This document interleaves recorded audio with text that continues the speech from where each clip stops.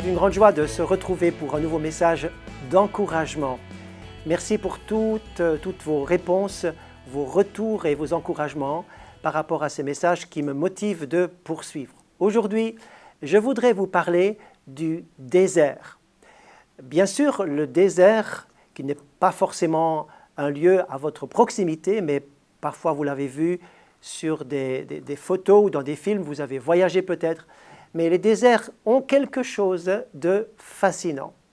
Il y a quelque chose qui attire, quelque chose qui fascine, réellement c'est un environnement particulier qui a son attractivité pour le voyageur ou le touriste que vous êtes, que je suis. Il y a les déserts de sel, il y a les déserts de sable, il y a les déserts de cailloux, de pierres, de rochers, de toutes sortes. Il y a beaucoup de déserts. Et dans la Bible, la parole de Dieu, vous trouverez, dans l'Ancien Testament, vous trouverez toute une série de déserts différents. Des déserts différents, vous en trouverez 16. Et cela mériterait toute une étude détaillée pour savoir et comprendre la signification de ces déserts qui ont été traversés par le peuple d'Israël. Je me souviendrai toujours lors d'un de nos voyages en Israël avec un groupe de l'Église, nous sommes arrivés à notre hôtel et le lendemain matin, nous sommes non pas partis visiter un site archéologique ou une ville ou un lieu particulier, mais le guide nous a amenés au milieu du désert du Negev, donc dans le sud du pays. Et là, les portes du bus se sont ouvertes, bus climatisé, extraordinaire, et les portes se sont ouvertes et le guide nous a dit, eh bien, vous allez passer 3 heures, chacun dans un coin du désert ici. Vous allez ressentir le désert. Les portes s'ouvrent, nous avions notre bouteille d'eau, nos lunettes de soleil, notre chapeau, et nous sommes partis, chacun dans un coin, à proximité du car, pour goûter au désert. Quelle expérience! Juste ressentir en quelques instants, quelques minutes, 3 heures, la chaleur, le manque de confort, la soif, le vent incessant, et ce monde sans vie, ce monde minéral où il n'y a rien, vous n'entendez que du vent, le soleil qui frappe, et nous avons goûté pendant 3 heures seulement et nous avions hâte de rentrer dans notre car climatisé, mais nous avions vécu le désert. Le désert signifie soif, solitude, parfois souffrance, épreuve, tentation ou période de vie difficile. Nous savons tous que le ministère de Jésus a commencé dans le désert.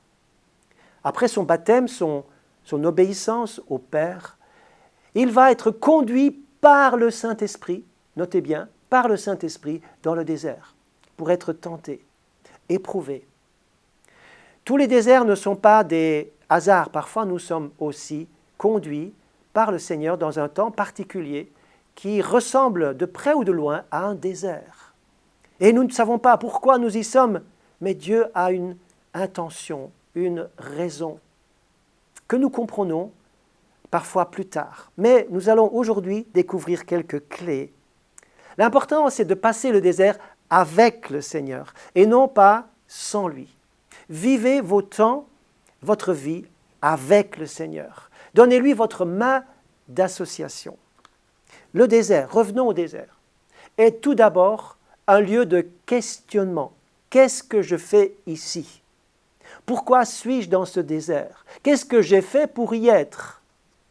Je ne comprends pas ce qui se passe. Souvenez-vous, quel que soit votre désert que vous passez, ce n'est pas un lieu de punition. C'est un lieu où on se pose des questions et ce n'est pas mauvais. C'est un lieu de solitude, deuxièmement. On peut se sentir isolé, perdu, vulnérable. On peut se sentir seul. On peut dire, mais parfois on dit, Seigneur, où es-tu? Pourquoi je ne sens plus ta présence? Seigneur, pourquoi est-ce que personne ne m'appelle? Pourquoi est-ce que personne ne comprend la situation dans laquelle je me trouve? Pourquoi vous sentez tellement incompris? Personne n'arrive à vous rejoindre. Même ceux qui sont bien intentionnés, vous êtes dans un lieu de solitude et d'isolement. Non, vous n'êtes pas déconnecté avec le Seigneur parce que vous ne sentez plus sa présence. Le Seigneur a dit, « Je suis avec toi tous les jours, jusqu'à la fin du monde. » Et au milieu de votre désert, le Seigneur vous comprend et vous n'êtes pas seul. C'est un lieu d'épreuve. Le chiffre 40, 40 jours dans le désert, 40 années dans le désert pour Israël, c'est le chiffre de l'épreuve. Le temps de l'épreuve, c'est toujours un temps d'épreuve. Un temps d'épreuve qu'il nous faut accepter pour comprendre quelque chose. Et ce que vous apprenez dans le désert, les leçons que vous apprenez dans le désert, vous ne les oublierez jamais. Mes amis, tous les temps de désert que j'ai vécu, que ce soit sous forme d'une épreuve, d'une maladie ou d'une souffrance quelque part en famille, avec les enfants ou avec ma situation de vie, ces leçons que j'ai apprises dans le désert, je les ai toujours dans mon cœur. Je ne les ai jamais oubliées. Mais quelque chose de magnifique, c'est que c'est un temps de révélation. C'est un temps où Dieu parle. C'est dans le désert que Dieu va parler à Abraham, qui va parler à Moïse, il va parler à Élie, il se passera beaucoup plus de choses dans les déserts que dans les zones de facilité. Lisez votre Bible, vous verrez que dans les temps désertiques, dans les paysages, dans les lieux qui sont arides, difficiles, vous trouverez toujours plus la présence de Dieu et l'intervention du Seigneur pour ses enfants dans les déserts que dans les lieux faciles. Dans le livre de Osée, au chapitre 2, verset 16, vous trouverez un texte extraordinaire. Je ne vais pas raconter ici le contexte de ce livre d'Osée, le temps me manque, mais vous lirez cette histoire où Dieu va conduire la femme de Osée dans le désert et il va dire ceci, « Je la conduirai au désert, écoutez, et là, je parlerai à son cœur. Je lui donnerai ses vignes et la vallée d'Accord comme une porte d'espérance, et elle chantera comme au temps de sa jeunesse. » Il y a comme un retour à l'amour premier.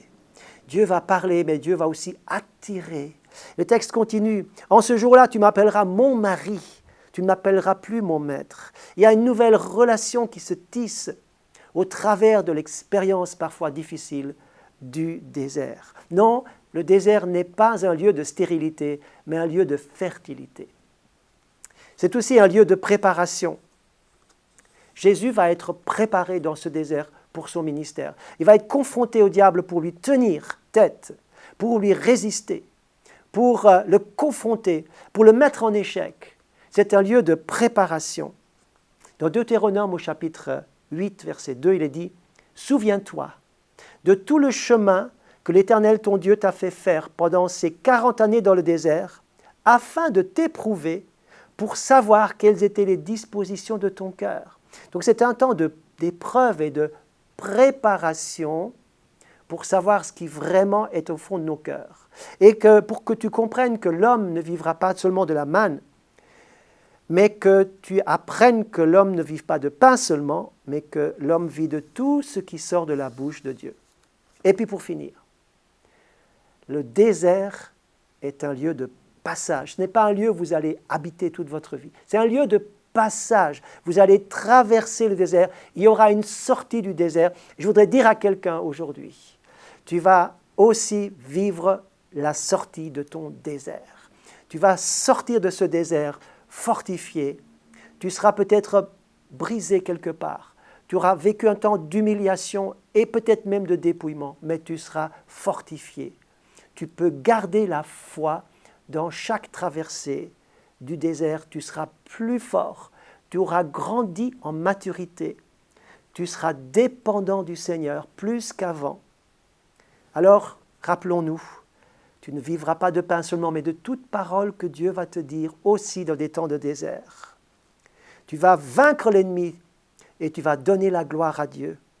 Tu vas garder les yeux fixés sur l'objectif, tu vas sortir de ce désert, même s'il te paraît si énorme, parfois même dévorant.